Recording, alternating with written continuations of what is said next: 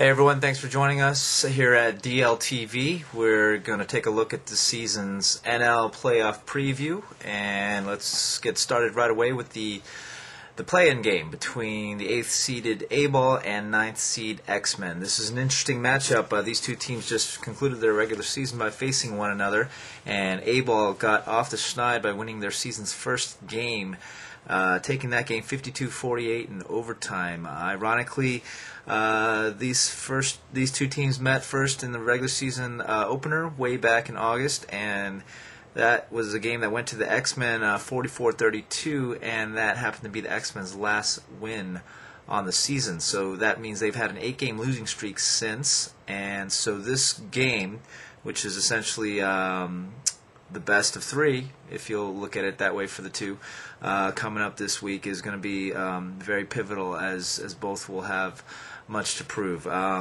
In this last game, for A-Ball, James the Big Nasty Park poured in 14 points and grabbed 22 rebounds. That's some money stats, and he'll look to do more of the same against a very small X-Men front line. So Gene Kim and Myung Choi are going to really have to step it up there for them, and Ace Swantana is really going to have to bring his game from the outside. He struggled in the last game against A-Ball, and that can't happen again if they want to advance and move on to take on the Spartans in the next round. One note is that Drew Chen, A-Ball's point guard, is expected to miss the game for he'll be attending the Nets game that night, bringing his cousin out for his birthday. So look for Danny Hahn, the league's top defensive player, to step his game up on the offensive end. So the next game we'll take a look at is the 3rd-seeded New York Fury taking on 6th-seed M&A 101, last season's defending champions, who certainly have looked anything but this season, especially after losing Nick Echevestre, who moved on to San Diego for law school.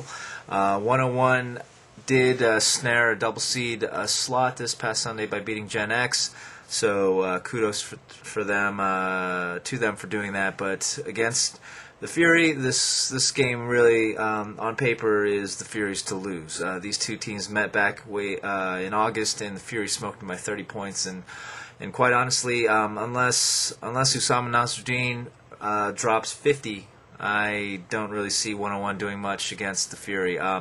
The Fury really stacked from top to bottom, 1 through 8. They've got starters. It starts with the perennial MVP candidate Sean De Los Reyes, who's second in the NL right now, scoring a 16.8 points per game clip.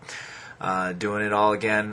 They've got Chris Yoon, they've got Christian Stevens, Ren Shea sets the table, Phil Moon, who I like as the rookie of the season this season, is also in the mix, and really they've got 5 interchangeable parts. They bring in 3 off the bench who could easily start for any team in the division and start ably. For 101, Brian Liang, their center, is out for the rest of the season. He's out due to travels.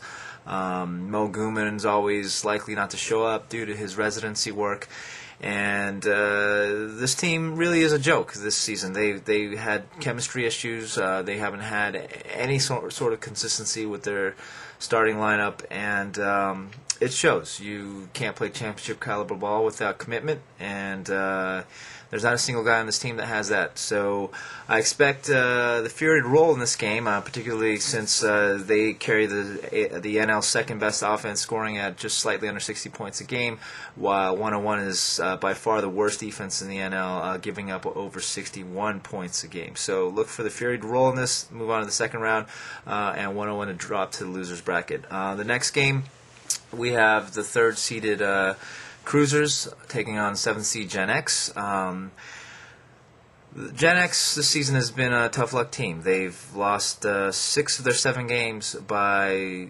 7 points or less. Really had some heartbreaking ones up in there, and they certainly have elements on their team that suggest, quite honestly, championship caliber basketball. They've got Brandon Chalk in the middle, who's leading the NL with 6 double-doubles. Vic Bartia at the 4, Sungmo Cho at the 3, Rob Chopin, when he gets hot, is one of the best 3-point shooters in the division.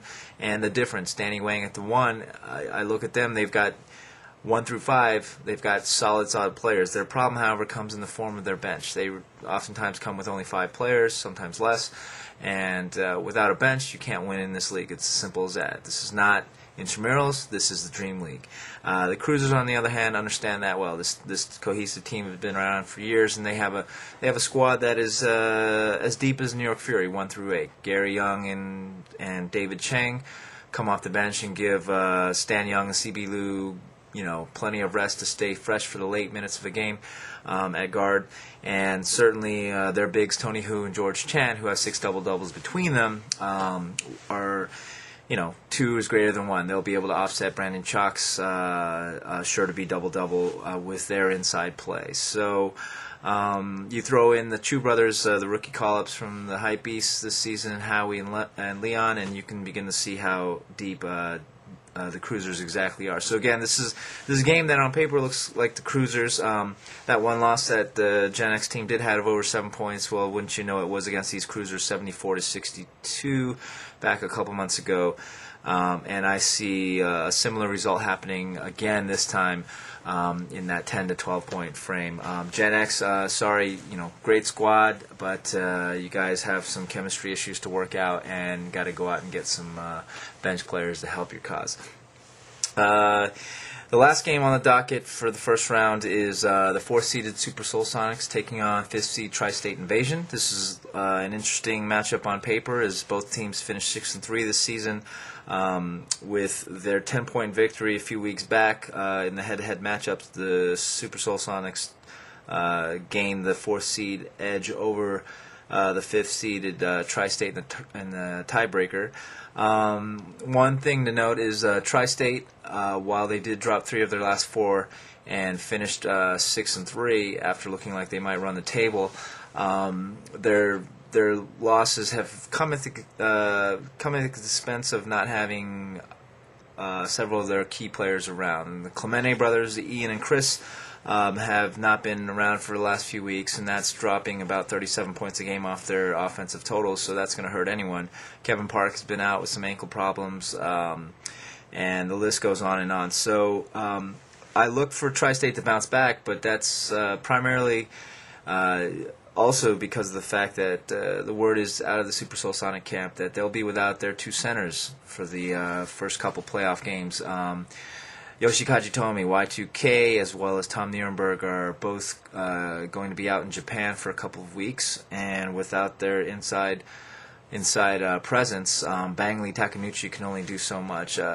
Bang's having a tremendous season, averaging 5.7 assists per game to lead the NL, but his table setting has really been predicated on Y2K's finishes in transition and his post play down low. So without him, it's going to be an uphill battle for the Super Soul Sonics.